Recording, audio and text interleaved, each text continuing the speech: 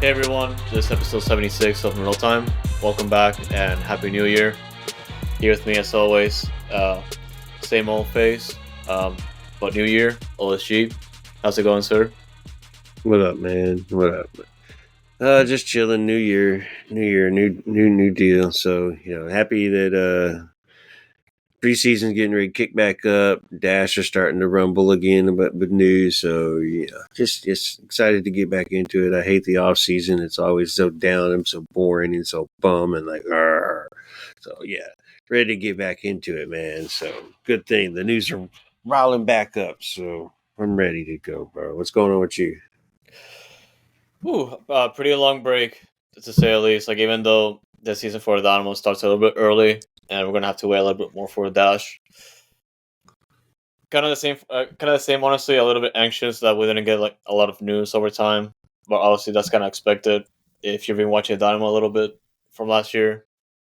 Um, and yeah, like a good break overall. Obviously, went to back home to Venezuela for a couple of weeks to catch up with family and friends. And no, yeah, it was pretty good. Not long enough for my break after before going to work, honestly, but it was still a good time nonetheless. But yeah, it's about that time to start kicking the ball in Houston. Hell yeah. Let's kick the friggin' ball with Dynamo, with Dash and Dose. I think Dash and Dose will probably be starting at the same time. So let's get into it, man. Shit, ready for it. Preseason. So they're kicking the ball, or at least the men are kicking the ball around for the past week. Preseason started last week. So as we'll talk about later in the show. So man, ready. So the girls are still holidaying. See a couple of them still enjoying their vacation. A couple of them are here just chilling. So, but we're still building the roster there at the same time too with the Dash. But definitely not in the void of nothingness no more. No, yeah, and for Dash, there's gonna be a lot to discuss, and we're gonna be starting the episode with like a Dash discussion. Like towards the end of the episode, we're gonna have Juan to discuss all the Dynamo news, and I also recommend tuning into episode 75, which is the episode before this one, only because OSG and Herman go through some of the things or the news of the offseason while I was gone. But yeah, with that said, let's get into the Dash discussion. I feel we're gonna be seeing a new face for Dash. They did upload some of the old faces that we've known, and they've been bringing in some players that we're gonna discuss right now. The first one that they brought on to start the year was free agent Yuki Nagasato, forward that has seen a lot of playing time in NWSL. She signed a 2-year deal with Houston, and I'm excited. This is gonna be like my. There's one of those players that I've been seeing in NWSL a lot. Like I'll see mainly from Dash games when they face her before, and I'm excited to see what she does. And one of the things or the trend you're going to be seeing with the signings that I'm about to say, it's that they've been unloading with some forwards. So the goal here is to score as many goals as possible after having a pretty bad season to score last year. Yeah, for real, dude. So break the record. So we're signing as many forwards as goals we gave up last year right now. So they're definitely going to have opportunity to score friggin' goals. And Franz Alonso, he does a 3-4-3 or something in that realm with 3-back system. So that means it's going to be attacking, like to possess and keep the pressure up. So that's going to give more opportunity for the attack.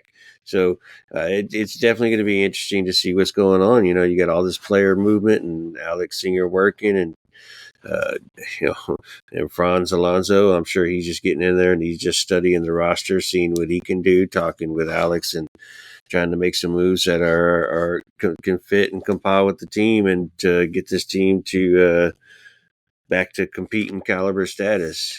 I know technically we kind of competed till the very end last year, but uh, I look forward to it, man. So let's get into some Dash news then, I guess. No, yeah, the main big one that's going to go through was the NWSL draft. And for the Dash, Oh no, to sorry, start. sorry, sorry, sorry, sorry, sorry. I had a brain fart with Yuki, with Yuki coming in though. Sorry, I thought we were done, but sorry, with Yuki No, you're coming good. in, you're excited about her. I'm not like excited about her. First off, I don't think she's coming in to play as a starter. She's coming in as a role player. She'll come off the bench. She'll come in later, whatever. I think she's being brought in for her leadership, her veteran, her. She's a veteran player. She's a winner. She's a proven winner. She's witty. She's smart. She knows the game. She plays the game very well. I love her friggin' vision. So I mean, she could compete for a starting position. It just kind of seems like as her career has been going and declining, she's just here to help and here keep playing soccer. She's one of those young hearts. So I look forward to her. I think she'll make her name for herself here a couple times this year with a few goals. She might have a couple game winners, but so she'll be definitely a big help, especially to the youngsters on the club that she's been playing for friggin' 20 years. I think she's 36 years old. She got an early start. She Australians Women's League. She was in the Bundesliga. She won the German title once. She won Champions League with a German team before. She's been with Chelsea. She's retired from Japan, where she won the World Cup in 2011. She was runner-up in 2015 for Japan. So, man, she is a workhorse. So it's somebody who's going to get significant playing time. That is a guarantee. So I can see why you'd be excited. It's somebody who's you're not going to expect mistakes from, and somebody who's going to do the job correctly. So very reliable, good pickup. So we'll take Yuki. That'll be a good help. We'll see what she can do coming off the bench. Is my opinion. No, and I do agree with you that her experience, I feel like, is gonna be like the main role with the dash. I feel like she could be seeing a more time coming off the bench compared to just being a starter regularly, and also because of the players that we have already on the roster. But yeah, I'm looking forward to that. Just on the fact alone that of pretty much her whole experience that you just listed, I think it's gonna be like a big deal for Dash since there's gonna be a new face, or the team itself is gonna be showing a new face, and there's gonna be like a lot of questions that we can go through towards after we discuss all the news that happened. And With yeah, Yuki, it kind of showed her as a cam. So we're anticipating obviously Maria on the left, Ordonez up top, and then I would assume Alozi on the right now with Alves kind of in the middle behind Ordonez. So obviously that would where Yuki would fit in was be a cover for either one of them because I think she could play forward as well. So she's playing that up high attacking piece, but she can fall down into the midfield for the cam position. no, yeah, and one of the things when it comes to the roster overhaul, and which was a surprise, it was the NWSL draft. Houston only had like a handful of picks, but they actually managed to trade to move up towards the draft, and they did some pretty interesting moves here because they didn't pick in the first round. They didn't have any picks back then. There's two trades, but they managed to get two picks for both rounds 2 and 3 after trading up, and the first pick was Avery Patterson from UNC, which can play as a either as a forward, midfield, or defender. I feel like she might just be playing like a fullback role, but that's a discussion we can have. And also in the same round, Kiki Van Santen was drafted from Notre Dame, more as a forward midfielder. In the third round, Amanda West was brought in from Pittsburgh, also forward, and from the same round, Heather Hinz from South Carolina as a goalkeeper. And their final pick from the fourth round was Alisa Bourgeois from Santa Clara, as she can play more as a midfielder and defender. And for me, like I haven't been watching like a lot of college soccer to make a judgment, but one of the accounts that I've been following on Twitter, their name is Chris Henderson. Like they've been giving a close eye on college prospects, and one of the things that I found interesting was the fact that um, that Chris considered Houston to be one of the big winners for the draft, which I found surprising, and because like I was gonna discuss this towards the end of the episode, and we've already brought this up in previous episodes, but this is a big year for Alex Singer, that Dash GM, because after last year, there's the pretty much the window to improve is shrinking over time, and she has to make a case. And obviously, bringing in Fran Alonso and bringing in a new philosophy to play, or kind of the one that they've been trying to apply since Alex Singer came in.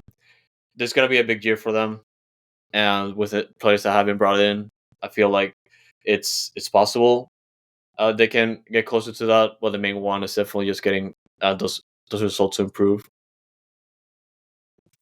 Well, look with these players they drafted. You're right. You said they're attacking. They did a lot of attacking, and ended up with one defender. Well, actually, sorry, they did a keeper and a defender, and a couple of attackers. But go back to the first one, Avery Patterson, North Carolina. So anybody who knows anything about soccer knows women's North Carolina is always in the top in the Final Four every year, no matter what. So in her time there, she had 72 stars, 27 goals, and 23 assists. So not bad numbers, working for North Carolina college soccer. But at the same time, she scored a brace in the final in 2022.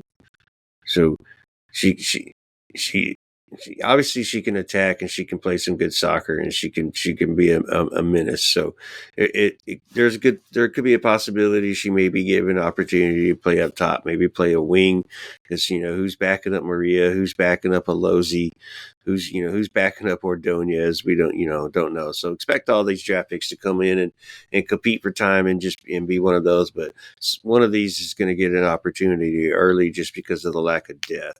The second round one, they're both second round technically. Kiki Van Zenten that we traded for, we had to give $120,000 to Utah to get that second 21st pick, second round pick that we got. And she was Notre Dame, 95 games, 27 goals, 9 assists.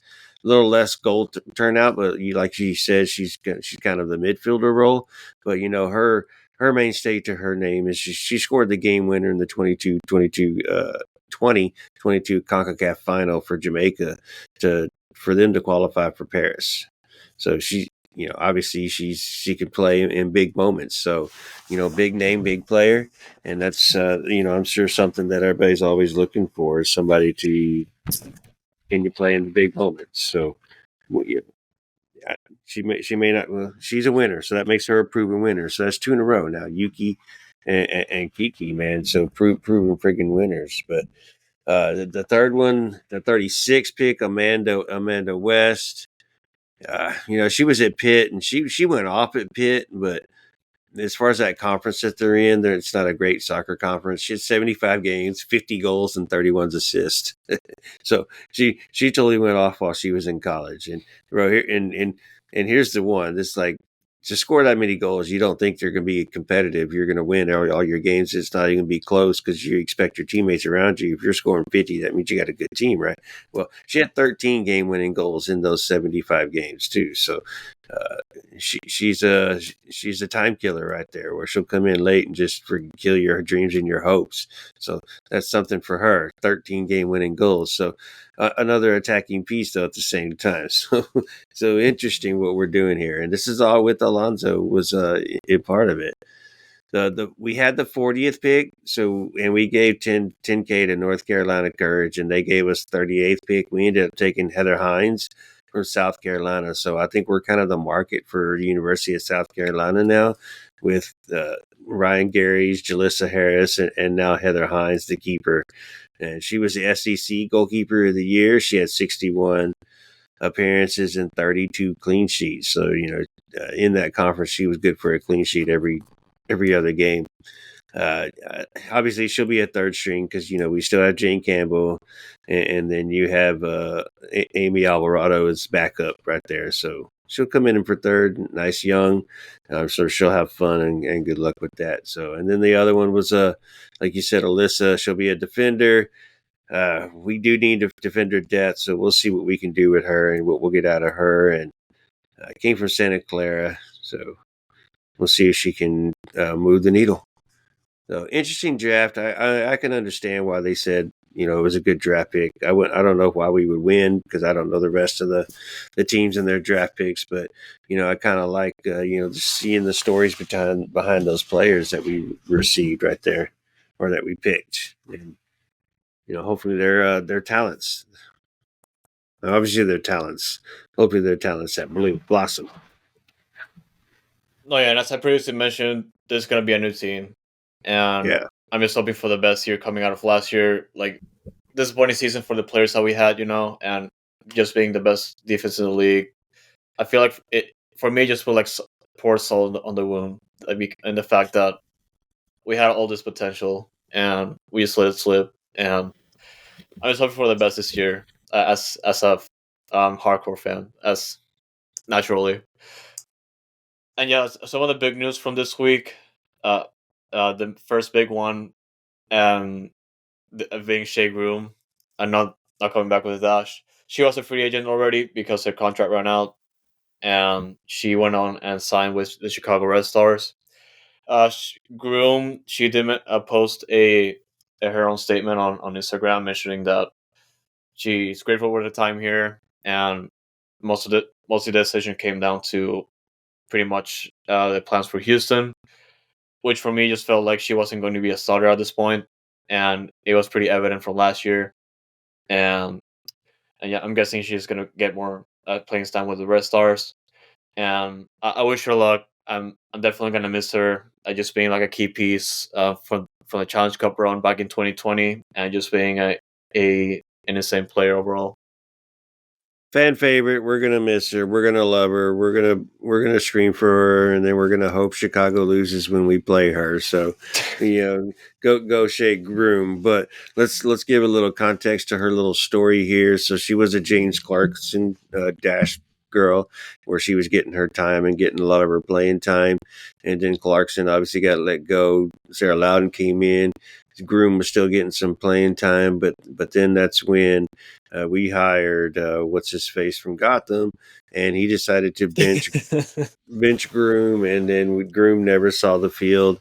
She was getting like 8 minutes a game, and not even playing every game, to where she got benched and just kind of didn't get the playing time for her. And then the season ended. That coach left. We brought in Sam Lady, and then she goes and gets friggin' hurt.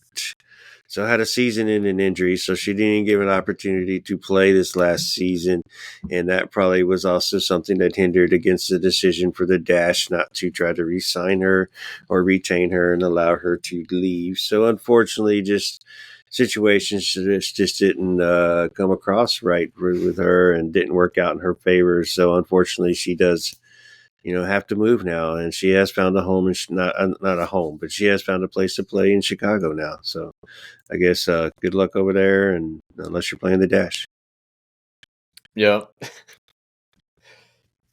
And that was the first big piece of news from this week. But then the second one will drop, being CeCe Kizer's return to Houston at the cost of sending Nichelle Prince to Kansas City Current. A See, team you went that you went straight there to the cost at Nichelle Prince, and I'm hearing everybody and looking at everybody, and I'm like, I'm not so upset about this trade. Because what was the entire trade? we got Oh CeCe yeah, Kizer and a 2024 national roster spot international. for Nichelle Yeah, Prince. Yeah. yeah, and the international is probably for Kizer herself. So, so here you can have Kizer, and here's the international spot, so she could be on your roster for Prince. So before you go into your little detail, the reason I cut you off is because you went straight to that remark, and I'm like, it's not such a big deal. Nichelle Prince was a fan liked player, but her productivity was not there. Granted, I know she was injured. She did come back in the back half of the season last season and get a lot of playing time. She did not, wasn't very productive, didn't do much, but it wasn't very expected either at the same time. So you're getting a player who actually is productive, who is 2 years younger, maybe less talented than Prince, but seems like could be more of a help, and did have 8 goals. So I don't see what the big deal is here. No, yeah, like the production itself, like you said, wasn't really consistent to make her miss her. If you're not like a big fan, I feel like for Dash fans that have been following the team for a while, like they just miss seeing Prince on the field. I feel like from just coming out of last year, so I think that's what the deal is. And for me, I think it's more sentimental more than anything. So I can definitely see why that trade was made, and I can definitely see why bringing CeCe Kizer or just using Prince as a trade piece could have been just good business overall. And also like CeCe Kizer was a pretty important figure for Kansas City, and they'll be missing her more, I think, compared to Nichelle Prince. But that you can argue that. And the one thing I also wanted to mention was that there was like a little bit of an issue with this trade because neither player was told about it from their clubs, which I found very odd, and also because they also had like their life going in there. They recently bought houses, and it's kind of comfortable being in that situation. I definitely understand where the players come from, and it just sucks overall. Like you're not told about what's going on with you on the team, and next thing you know, you get traded on a whim, and it's disappointing, honestly. I get it. I understand it. I get it from the business side of it too. I get it from the player side of it. The players, it sucks. They would like to know. Of course, it would help. So, like, hey, I bought a house just literally 2 weeks ago, and now I got to sell it, or I got to rent it out, or whatever I got to do to it. Jesus Christ. Okay, thanks for the notice here, guys. At the same time, on the business side of things, you could be working on the telephone and I'm talking to Foxtrot over here trying to Nichelle Prince, but we can't come through with anything. When I hang up the phone and Nichelle Prince is still a Dash player, it never happened. I don't need to upset her or set her off or change her mood because she's happy here in Houston. And then be like, hey, oh, shoot, well, the talks fell through, so never mind. You are staying at Dash. And then she's got an emotional roller coaster. So I can understand it from both sides of it. But if there was something like more secure and like it was pretty obvious it was going to happen and like there's no ifs ands or buts, we're letting you go, then yeah, go let the player know, go talk to the player. But if it was just on the whim, I called you and then we made a deal and they're like, hey, let's do it, let's fucking finalize it, boom boom, okay, all right, let's go tell the players what I'm leaving, I just bought a house, damn. So but all right, whatever, it's okay, let them cry. No, I'm just kidding. Oh, Nah. I feel for him. I feel for him, man. I feel for him. It's okay, but yeah, they'll just sell the shit and get out of here. No, no, I'm just kidding. no, yeah, that's pretty much all the news that we have. We're still waiting on a preseason schedule for Dash and also a season schedule. Season schedule, obviously, NWSL is notorious for not releasing it until they feel like it, and preseason schedule is understandable. Preseason starts usually later compared to Dynamo, so we're still waiting on that, and also the preseason roster. They should have the non-roster invitees there listed as well, and just to see what kind of players they're going to be bringing in. So we're still going to be in the lookout for that, and also the schedule for the preseason, which is pretty important. If we ever get to see some of the streams, because we're not going to be seeing any Dynamo games on stream, unfortunately. So it'd be pretty nice to have some Dash games while we wait for more soccer. So a lot of things we're still waiting on for Dash. Let's go. Let's get that season started too. I'm ready to go. See what we can do here with the new coach, new players. Kickstart Deanna Ordonez in the butt and let her start scoring some goals. But yeah, we'll see. We'll see how it goes. I'm ready for Dash season. I'm excited, and I'm hoping, not too many conflicts, but got home games on the same weekend. But looking for a road one where the Dynamo and Dash are in the same city at the same time. So wish the NWSL schedule some luck, please, y'all. Oh yeah, give me the schedule, please. Come on. But But yeah, that's gonna do it for the Dash chat. We're gonna go ahead and switch to the Dynamo discussion with Juan Pereira. Alrighty, guys. So here with me to or at least to talk a little bit more about the Dynamo as well as the Dynamo 2, is going to be Juan Pereira. How's it going, sir? Hi, I'm doing good. How about you? Oh, well, pretty good. I guess a little bit um, nervous, or rather just anxious with like the lack of news for Dynamo as far as the offseason goes, but kind of expected at the same time. So Yeah, it's a little I bit feel weird territory. yeah, I feel like with the Dynamo, a lot of people expected, another roster turnover, right? Like bringing in a lot of players like we did last year because that did so well. But the thing about roster construction in soccer and in MLS in general, once you build the basis of your team, it's really hard to improve it like we did last year. You know what I'm saying? Like we made all these changes and now we're being a little bit more patient because really we're 90% of the way there. We were one of the top four teams in MLS last year. We won the US Open Cup.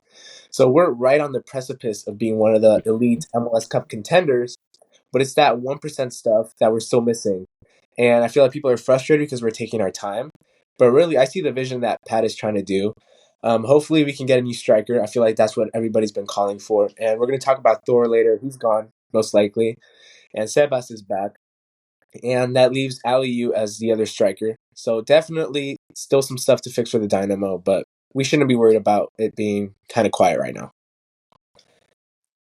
Thing but the fans, man, is they're just not understanding what Pat's been telling us, the constraints to the additions that people are wanting to add to the club and to going after a big name. And he for example, when he was asked about Chicharito, he gave out all the restraints.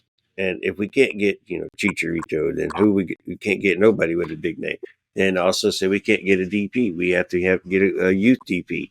So we have one U22 open. So some people just aren't listening, or they just don't know. They're just jumping to conclusion. But I think they're starting to figure out the more Pat comes out and gives updates with Glenn Davis. And so we'll see how it goes. I'm being patient. It's gonna suck if we don't do something about the striker. I believe in Liu, but what are we gonna do? What are we gonna do to start the season, man? Big question. Big question. Sebas time part 2, man. You know how it I is. know. Yeah, I am it doesn't. not excited. I am not excited Doesn't about that.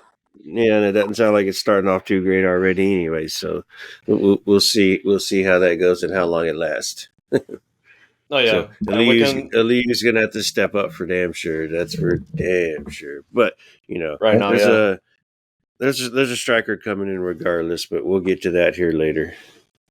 yeah, Yep. yeah. And we can definitely get started with the news that we haven't covered yet from the last episode.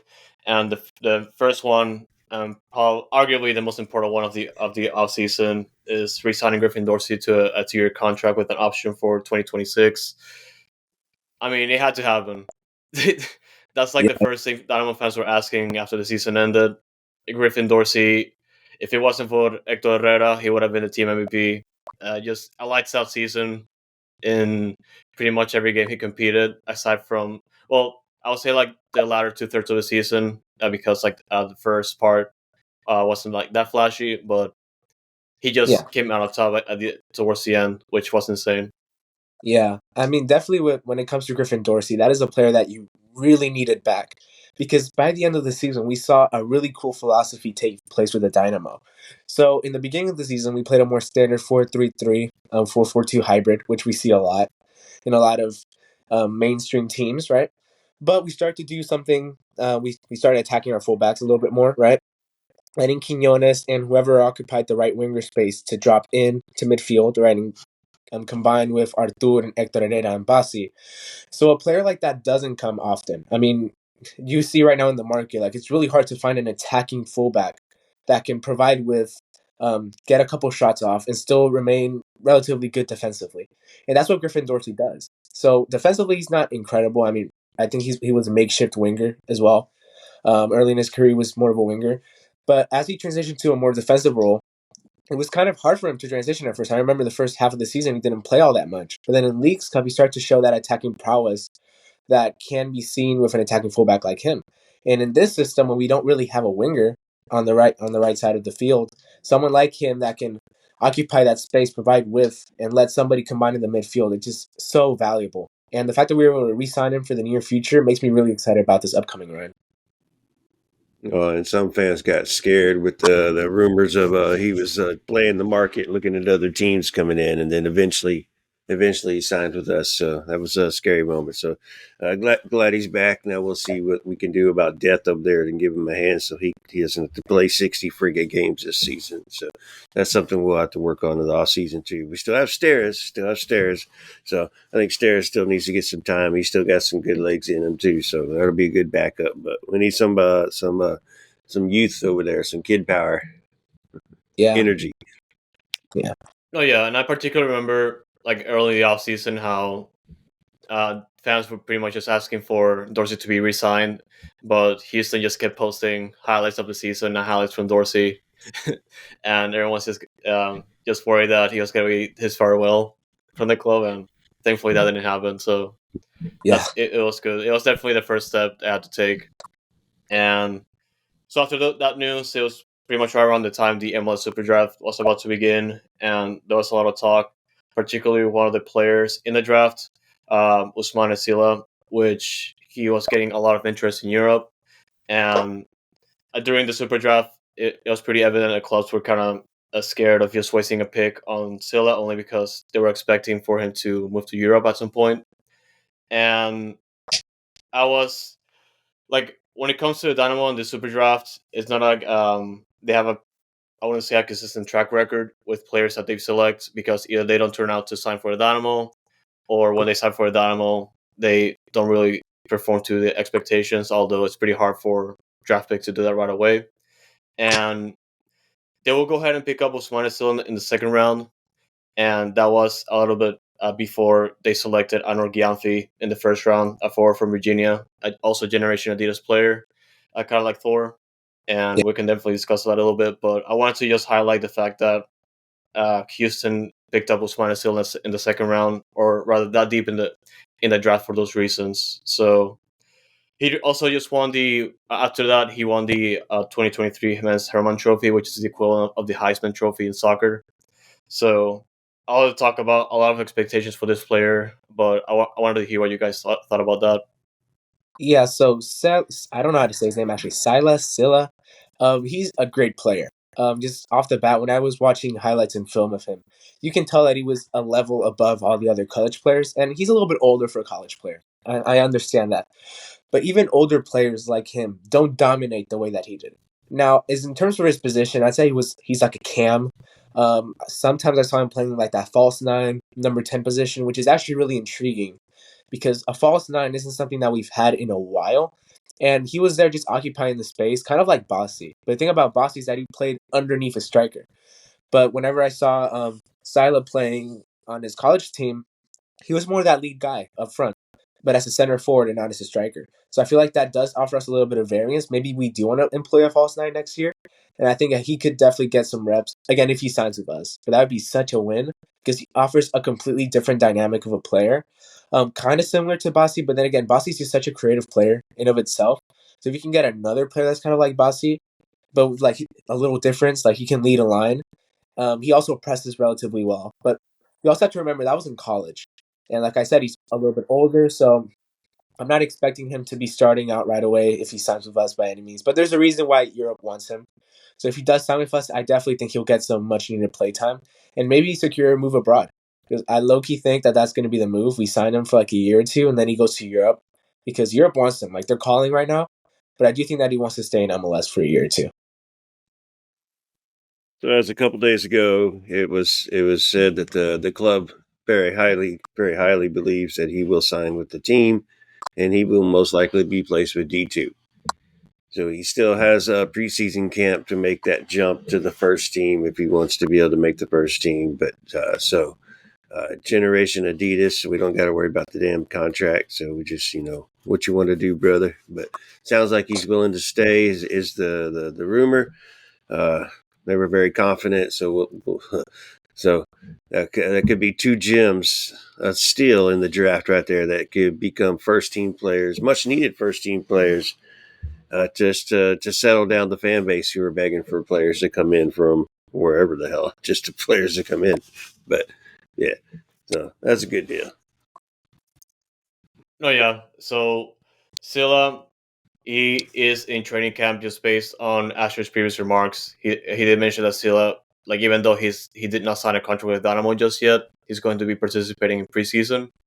And we've already seen a couple pictures from some of the accounts on Twitter. I think BioCity and also Dynamo Fan TV like posted some good ones. And like even though they were from a distance, Houston, the club hasn't recognized him officially yet since he's not a player. But we've seen plenty of Anor Gianfi in preseason training already. Obviously, since he's on a Generation Adidas contract, he's technically a Dynamo player. So a lot to look forward to. Obviously, they're going to be given plenty of opportunities, either for the first team, because I feel like towards the end, it might just turn out to for them to head out to Dynamo 2 to start things off. But we'll see. It's definitely a tough transition from college to make to MLS, as previously mentioned. Yeah, it is a very tough transition. But low-key, I think these players in the next 2 years, if Silas signs, I do think that they could be contributors in a better sense than Thor was. Because I feel like the Dynamo, now that and we're going to talk about this later, that Thor is pretty much gone, there's a gap that needs to be filled in that front top of the field. And we've already talked about, maybe an incoming transfer. You can never have too much depth at the striker position, or like any attacking position for the matter. And low-key, I'm thinking next year in 2025, I think that could be the time when we see someone like Gianfi getting some starts. Not this year, though. I feel like Aliu, whoever we sign at the striker position, Sebas, it's too front-loaded right now. But after this year, I think Sebas is either going to stay or going to leave. Like, it's one or the other. This is his year to decide.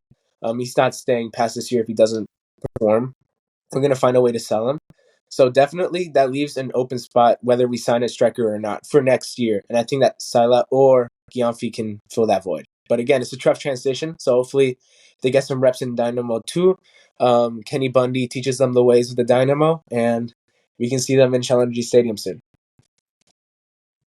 No, yeah, and Juan also just mentioned a little bit of interest surrounding Thor, and this comes out of the news from Tom Bogert saying that he's getting interest to be sold to Europe very soon, and I feel like at this point it's just bound to happen. Obviously, Thor hasn't been getting a lot of significant starting time with the Dynamo last year, and obviously a lot of competition for that specific spot. He's been coming off the bench, although hasn't been supplying a lot of goals per se to justify that starting spot. And I feel like what's going to happen at some point, like the interest, or they're going to move on from him already. And Look, it, yeah, it, it, was, it was time. It was time to go, man. Like, he's a mirror image of Sebas, even though he doesn't look like nothing like Sebas and he's got a different attitude, but he plays just like Sebas. He doesn't defend.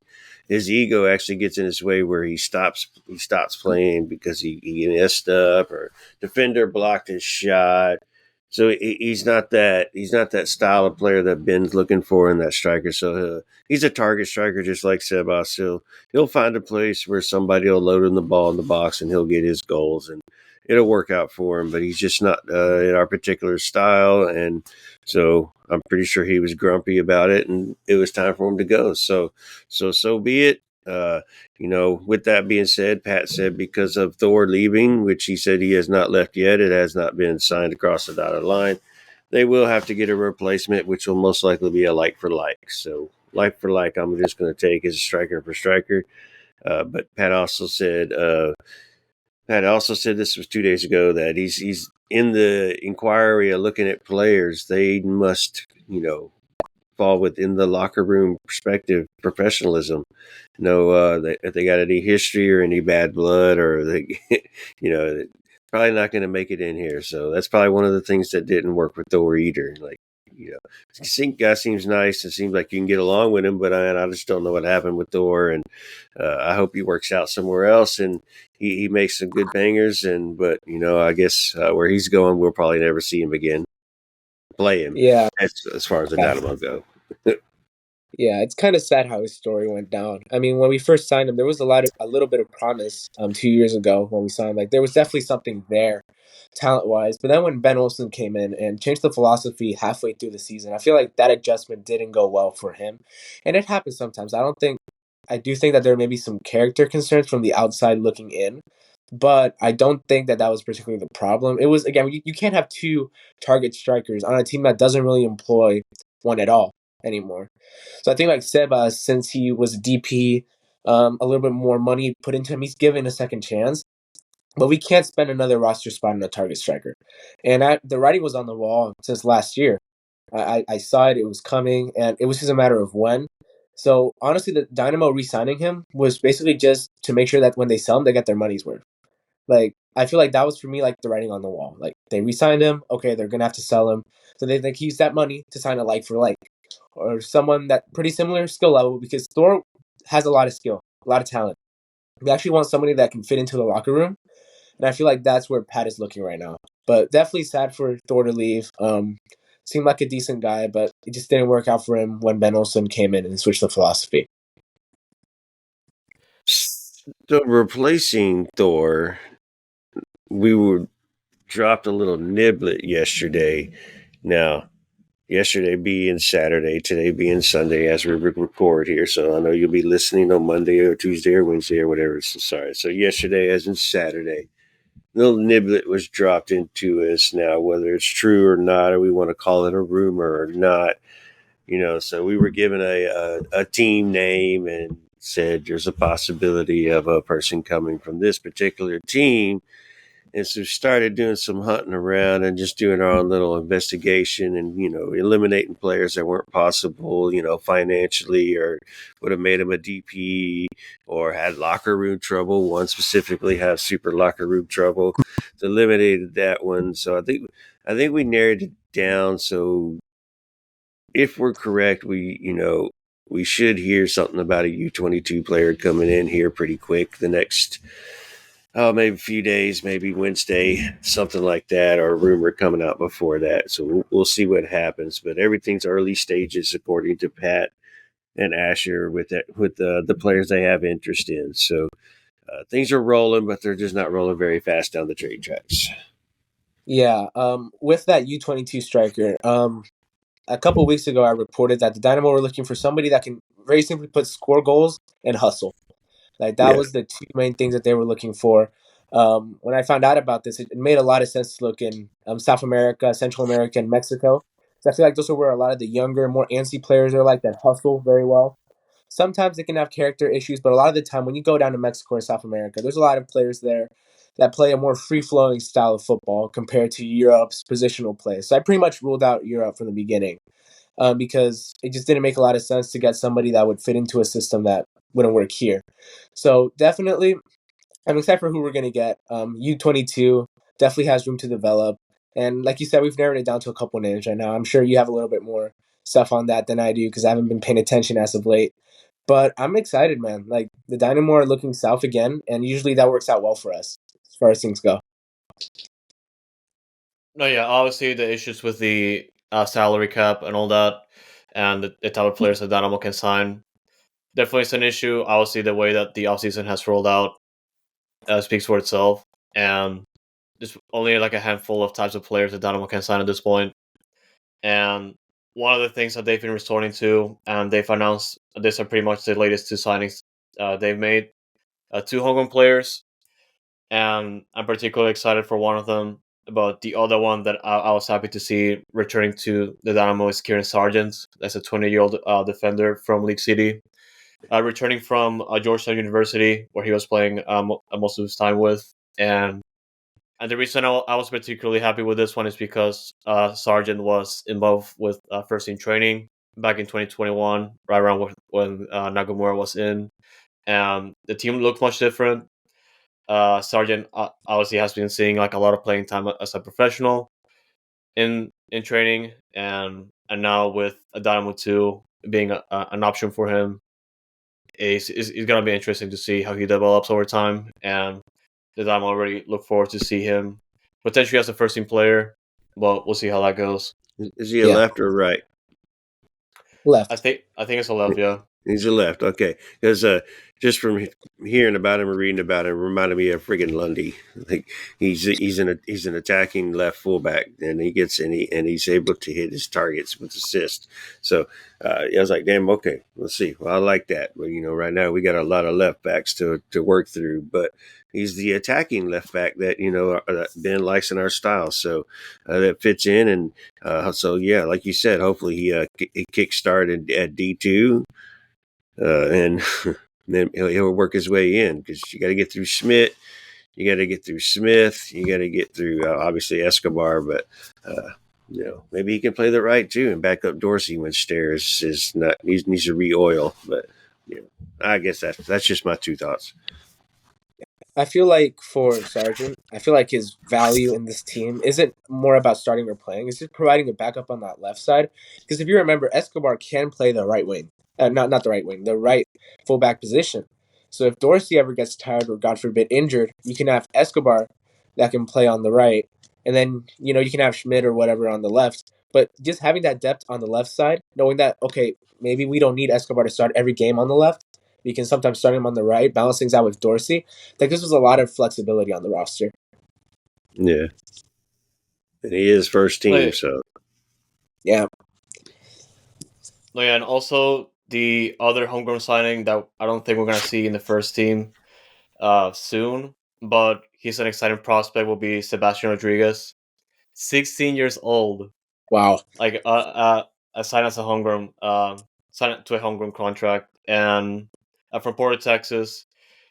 His contract technically starts in 2025, so he's just pretty much just going to be in Dynamo 2 at this point. But this is exciting. A 2-year deal with 3 options through 2027. That's 2028. Sorry, that's insane.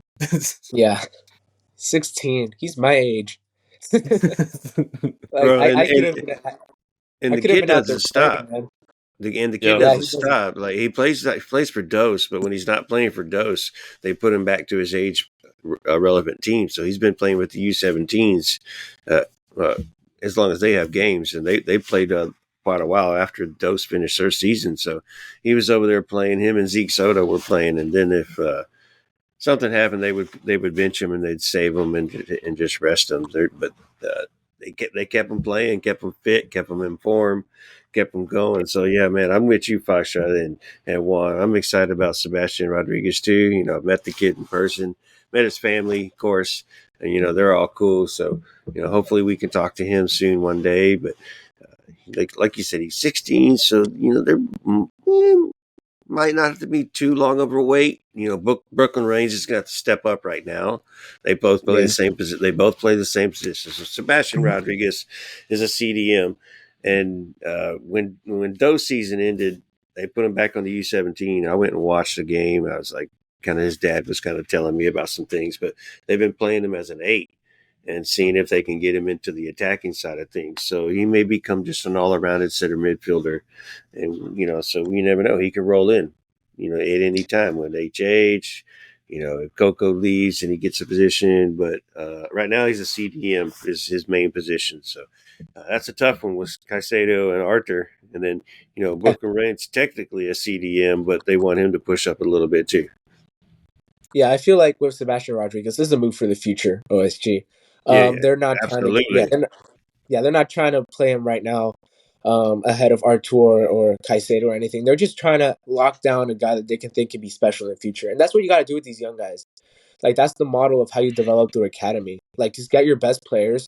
Tell them, hey, in a couple years, you're going to get your chance. Not right now, but in a couple years, you're going to get your chance. So don't leave. Stay right here. Develop under Dynados or the academy. And then when your time comes, your time comes. So you're basically locking them down for the future. And I'm really excited. Like, Brooklyn Reigns came from the Barca Residency Academy. So not technically La Masia, but still a very good academy. And Sebastian Rodriguez, homegrown product as well. So I feel like those two players in the future, once Herrera retires, maybe once Coco leaves, if he does leave, I feel like they're going to offer us a lot of depth and possibly starter potential. I mean, these young players, like, they can develop like crazy or not at all. I do think that these two players have something in them. Like, Brooklyn Reigns already scored in the U.S. Open Cup. Sebastian Rodriguez plays at MLS Next Pro, and he's doing pretty well there. When he does play, doesn't seem out of place. So really excited for these two players. I think they can get something done in the next 5 years. And No, as, yeah, as just like and as yeah. Foxtrot mentioned too, like his contract doesn't start, his home ground doesn't start till 2025, so he doesn't have a first team contract for 24, so he's not seeing the field period on 24. So it's like Reigns has been waiting because he's got people in front of him. So Sebastian's the same boat, like you said. But you can see him in a year or two. So look forward to him. And the kid is just a confident kid on the ball, and he's smart. He's got the IQ.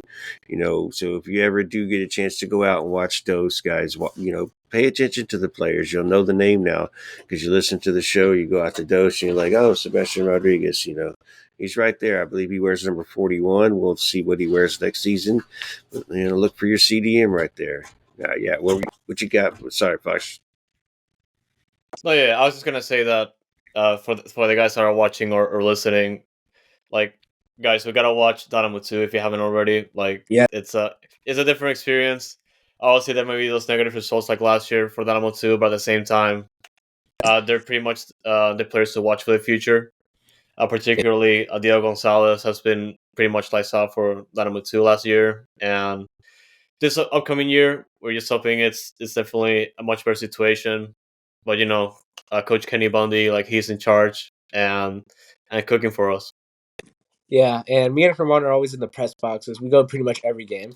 So if you see us, like, come say hi. Like, it's always a fun time going to Dynamo too. And you also, some of the first team players go as well. Like, they're on the sidelines watching, supporting. I mean, Bossy, I know, goes to most of the games. So if you want to meet some Dynamo players, talk to the players' families, it's really a great time. And, it's a little bit lower pressure. So you really get to hear the conversations between Kenny Bundy and the players sometimes.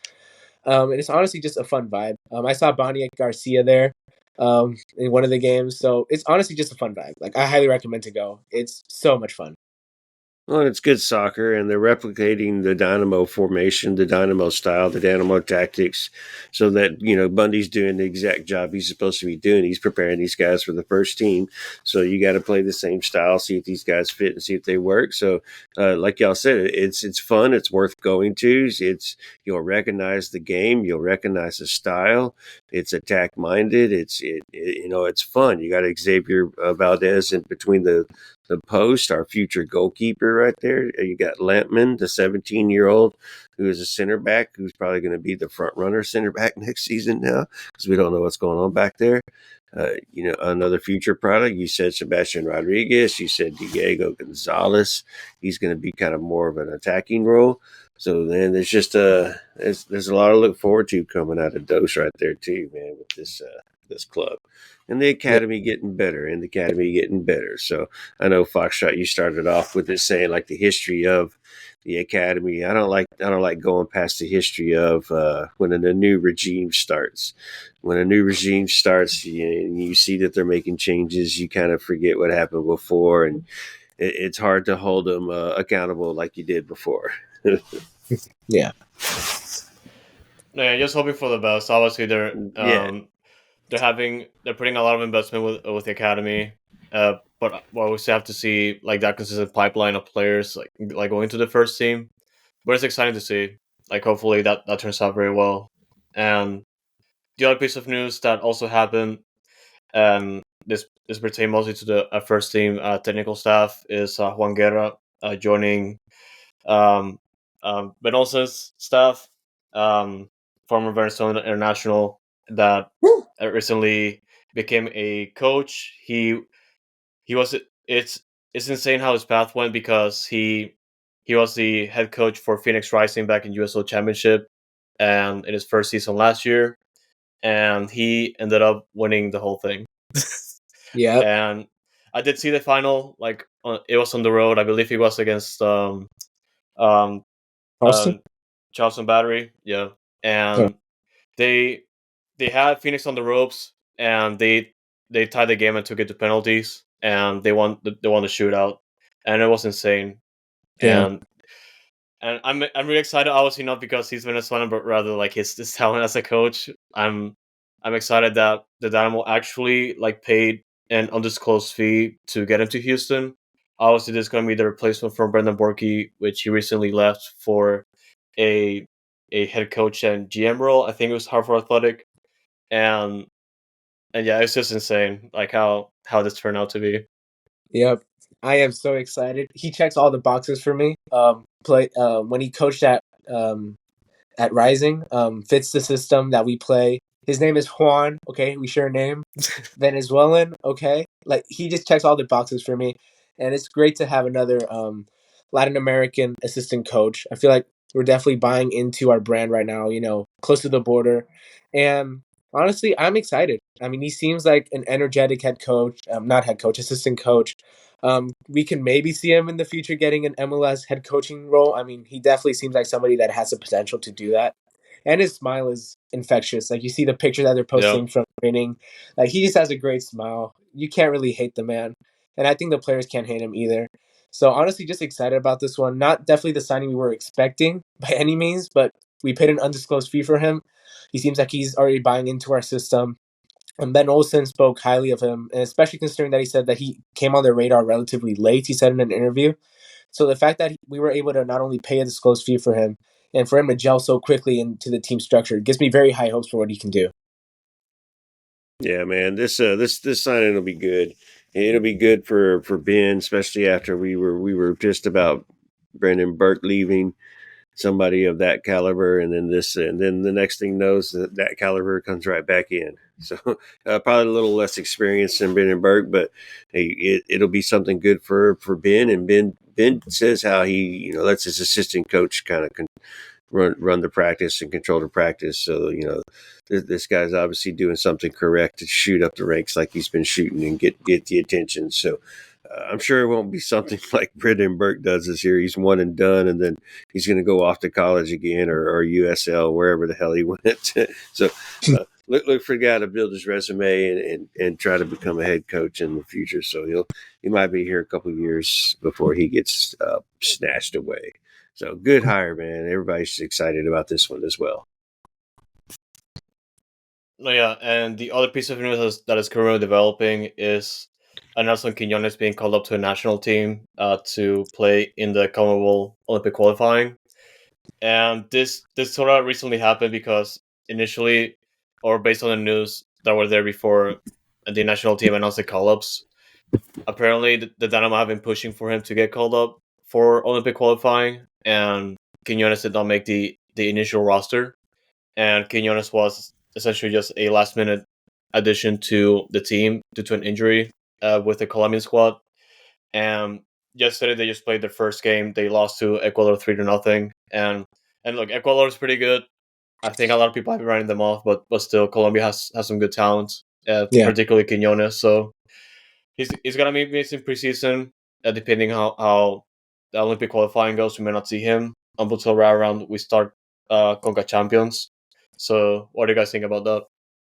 Well, he didn't play. Let's mention that part. He didn't play the game either. He was just on the bench. Yeah. He didn't get subbed in, so he wasn't part of the 3-0 loss. Or it wasn't his fault or whatever. So, if he's going to start interfering where like he's missing time for us, I guess that is what it is, unfortunately. So, shout out to him finally making the international team, and I hope it's the best for him, and I hope he can work his way into that lineup and make Colombia a better team and maybe make a World Cup or whatever. But, I guess if we're missing him, we're missing him. So that just, that's what's going to happen. So it's on Pat and Asher and Ben to make sure that there's somebody that can back him up and take over for him. Let's remember, too, last year, man, we had no injuries. Teenage was hurt and Schmidt was hurt. Mikel came in and filled for Teenage, and then Escobar flew over for Smith. So we weren't missed. We didn't get hurt with the starting lineup, and those were the only two injuries all season. So I'll kind of be remember that part. We need our depth. Yep. And okay, personally, I'm really happy for Nelson Quinones. I mean, he's been a guest here on Foxtrot TV, so I guess we have a little bit of a soft spot for him. Yeah. But like in general, like he's just a kind soul. He definitely cares about the Houston Dynamo right now. He did say he wanted to go to Europe in the future, but I mean, like, who doesn't? Right now, he's just enjoying his time here in Houston, and getting called up to the Colombian national team is definitely a big accomplishment for him. So, I mean, just from all of us, we're so happy for him. I mean, we definitely want him to get some playing time as well. But this is exactly what his career needed. A move to MLS and now playing for his national team. I think his shirt had like an S that kind of looked like a Z. So I found that pretty funny as well. But I'm happy for the guy. Like, he deserves it. He played relatively well last year. We bought him permanently off of a loan, and I mean, U.S. Open Cup legend in that final, drawing a penalty. So this past 6 months for him have been great, and this only makes him better. So as long as he isn't missing any time due to injury, I'm all for it. I hope he does great things with Colombia. No, I'm looking forward to that. I think you can catch the games in either Fox Sports or VIX Plus if you have a subscription in Spanish. And I'm watching those games. Venezuela tied yesterday to Bolivia 3-3 at the last minute, and it sucked because Venezuela was leading 3-1, so I was disappointed because they would have won. But We take the point. We take the point. yeah, but yeah, it's a lot of news going around. Obviously, preseason for Dynamo just started, and the physicals were this past weekend, and the first training session of the season was this week.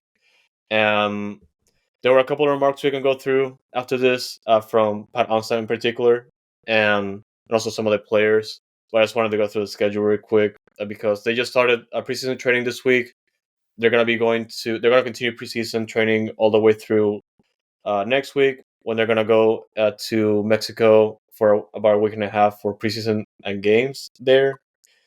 They haven't announced the schedule of games for Mexico, but we do know they're gonna come back to Houston after that on February 7th, and they're gonna be playing Orlando City in Orlando in February 14th, and that's when they're gonna be keep on training until 21st, which is gonna be the first training session prior to the regular season opener.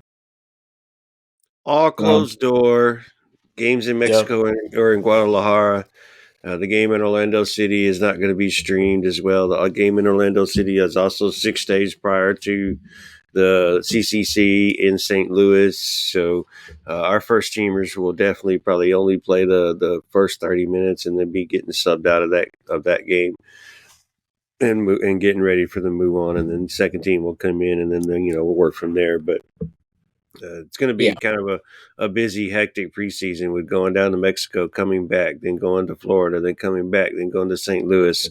So it's going to be quick, hectic, and I think we're going to get 3 games in Mexico. Yeah, like you said, teams are 2BD. So, obviously, Guadalajara, let's just kind of guess and say that's one team we'll get to play, but I don't know who's going to be in that little camp right there where they're inviting teams and just playing each other. So look forward to it. It's fun. I'm just glad soccer season's here again. Season's officially started. We did a Surge event yesterday where we welcomed back all the Surge members to the season and did like a kickoff party. So now we know it's officially definitely here. And let's kick it off and let's get it going, man, with some preseason soccer. Yeah.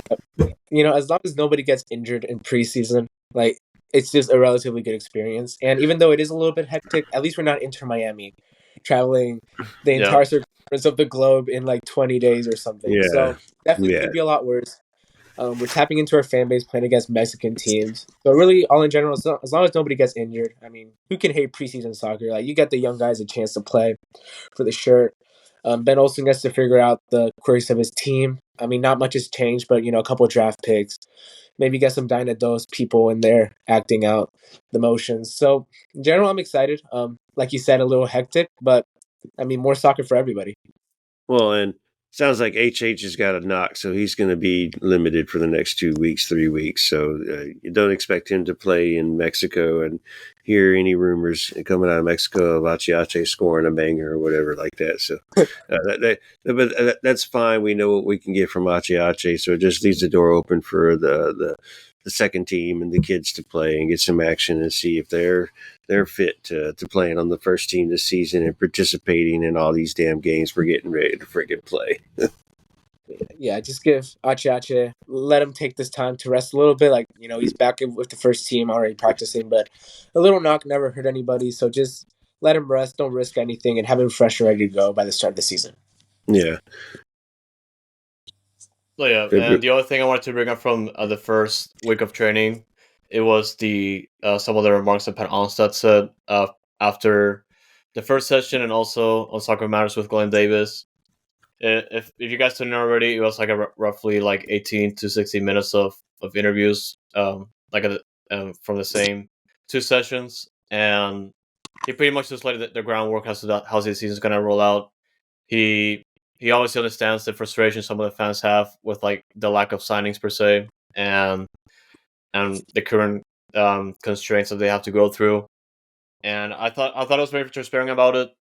Is it definitely understandable the situation he is, and it's understandable that not everything is kind of like FIFA career mode. So, but yeah, I'm just glad that he's just facing the fans, mentioning all this, and also it goes for Asher too, because he has been as vocal in social media, just letting the fans know how things are going and how the signings work and all that.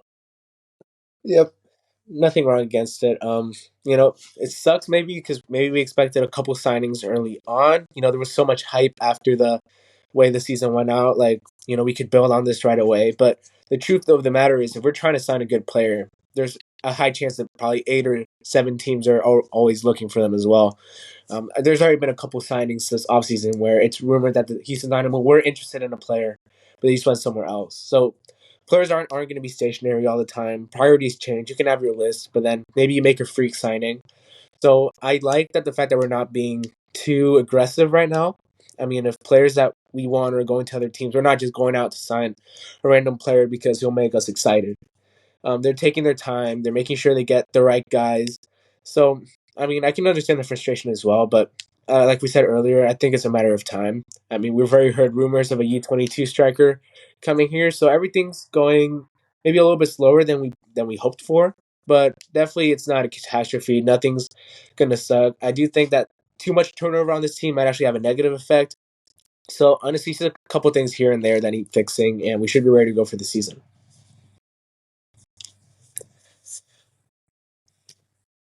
No, yeah, and I think to close things out with your thoughts of the team looking for through the 2024 season, my main concern for it's just the depth situation. I feel like it's gonna be an issue for us, like if we don't are not rotating players consistently or just having like those additions already done, because we're gonna be playing in a lot of competitions. Obviously, Conca Champions is one of them, and throughout the summer when Leagues Cup and the Open Cup are around, it's gonna be a mess. So Yeah. they have to be ready, and that's my main concern heading into the season. Yeah, it is a little bit of a concern, but at least for us fans, as long as nobody gets injured, that's just so much soccer. Like, I don't think we've played this much soccer in years. So it's honestly very exciting. Perfect time to be a Dynamo fan. But depth definitely concerns me a little bit. You would hope that maybe we would have made a couple signings earlier on, like making sure that we got depth sorted, especially on this in the striker wing positions, which has definitely been an argument as of late. Like, how much do we want to trust somebody like Aliu or Nelson Quinones on the wings to play like 40 games a season, right? So definitely could have wished for a little bit more depth. But again, the window isn't over just yet. It actually still has a little bit left to go. So I'm sure the team has a way of addressing this. This isn't the old regime of before. I know there's a plan in place. So at this point, they've given us enough to trust them in what they're doing and to make sure everything's going to turn out the way they hope for. Technically, is the window even open yet? I don't think our For window. MLS, no. Yeah, It MLS opens in a window. few weeks, so yeah. Yeah, So many teams have already made stuff happen. So it's kind I of mean, yeah, things can get announced and all that stuff, but yeah, technically the window hadn't even been opened yet. So, really, where are these signings? Where are these signings? But wouldn't it be when great if today we just announced like 5 signings back to back to back to back? saving them all, didn't tell nobody, no rumors out. If the rumor gets out before we announce it, we cancel your contract. So, damn, Yeah. Pat's brutal. Yeah, they've done a great job keeping things relatively quiet. Like I've been looking, I've been searching, and it's definitely they've definitely been very secretive. But I feel like that's actually kind of a good thing, because when they finally announce the signing, which is going to come, it's going to be very exciting. We've already done like our little bit of looking around, but then again, Pat has his list. We've talked about this OSG. The scouts have all gone together. They know who they're going to get, so it's all about trusting them. And when they release it, I mean, I'm excited, man. I'm excited. Yeah, absolutely. We got something to look forward to. Pat says somebody's coming, so we just got to be patient. We'll see. Nothing's happened yet. We got Today's so exactly a month, bro. Exactly a month before the St. Louis game. So it'd be nice to get somebody in now within the next week, maybe 2 weeks, so they could have 2 weeks to acclimate. So we'll see. They obviously wouldn't be starting or anything like that against St. Louis or whatever, but get them here early enough to where they can get acclimated in and be useful to start the season. So let's go Dynamo. Yeah. Yeah, and I guess before we head out, there's a couple updates that Juan has for Dynamo 2. And like we previously mentioned, a lot of exciting players going in the pipeline, and Kenny Bundy knows how to cook. So how are we looking? So things are looking a little bit weird, to be honest, for Dynamo 2. Edgar Velis, the media coordinations director for Dynamo, told me that in the later part of the month, like the last couple of days, we'll get an update on the roster for Dynamo 2. I can tell you that, I think you guys already talked about this before. LaFleur has already left the club. Some players to look out for that may or may not be on the roster by the end of January would be Papa and Doyi and Maples. I've actually heard that Maples is no longer with the club as of this very moment. So definitely sucks to not have him anymore. I mean, he was on a little bit of the older side, so it was probably time to go.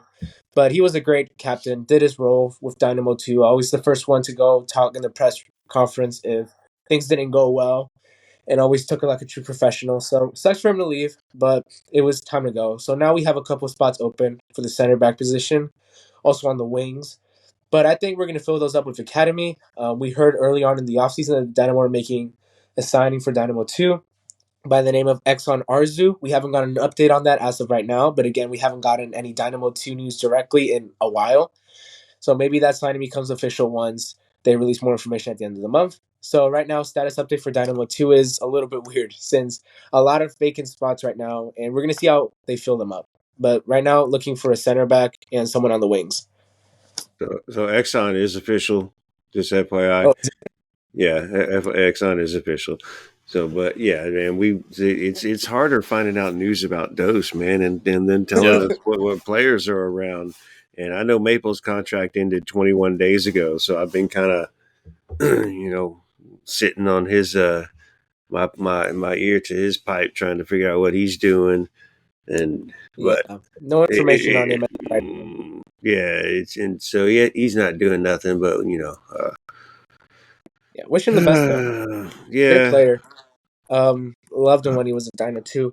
But I mean, we'll see what happens with Dynamo 2. Honestly, you just said it. Exxon Arzu's official. I actually should have checked that before this, but I didn't see any official announcement. So, well, if it's official, then he definitely goes into that striker position, which Dynamo 2 definitely needed.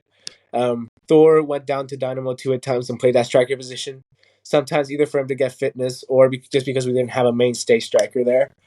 So we'll see how that front three is looking. I think we also made another signing. I don't think it was official yet for Dynamo 2. We've made a lot of rumored Dynamo 2 signings so far, but so little of it has actually become official where we know they're going to be on the roster next year. So, but mainly just to talk about Maples. Sad that he's leaving, but it was time.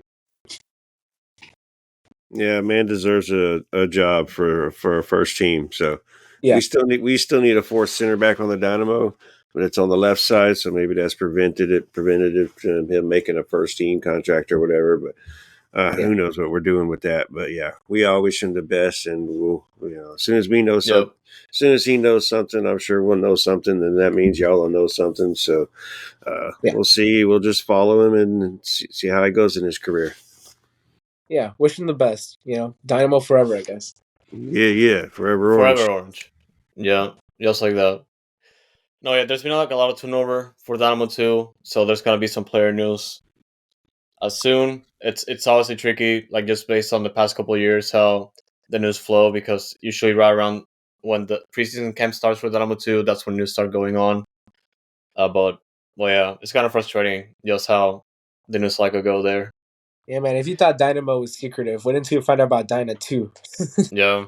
Like it's hard to get some news out there, but I think something's coming. I mean, they're going to release stuff at the end of the month, so we're definitely going to get a better view at that. And I'll probably hop on a podcast to discuss any of the news that came out of that report that they're going to be releasing at the end of the month, because I'm sure there's going to be good stuff in there, like confirmed player departures, maybe players that come in. Kenny Bundy's coaching staff. I don't think that's going to change at all, though, because they all work very well together. So we'll see how that goes. But yeah, guys, that's definitely gonna do it for this one. There's still plenty of preseason to go, and we'll, as always, update things or make a new episode as things go. And now that the preseason's kicking off, there's gonna be plenty of news and obviously some signings to go through at some point. But Yep. Oh, I also but yeah, got an guys, LEU article coming out soon. I'm gonna send it to you today, Andres. We're gonna do a deep dive into why you should trust Ibrahim Aliyu. Don't sell your stock on him just yet. Hear me out. Or buy LEU it back. Army grows strong. Yeah. Yeah. We're Aliyu troopers here in Dynamo Foxtrot TV. So, yeah.